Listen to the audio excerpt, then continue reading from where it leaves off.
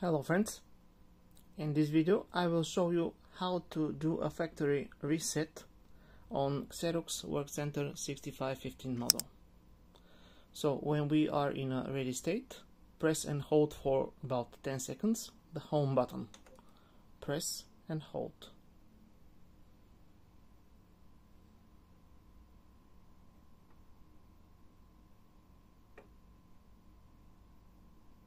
Then release it.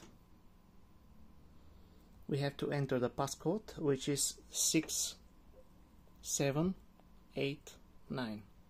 Then enter.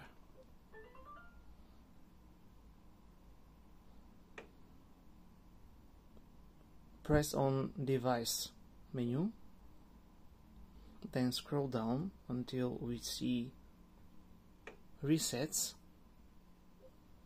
Press it, and here we have reset to factory default. So press it and you will reset your printer to its factory defaults. So that's it. Thank you very much. Good luck.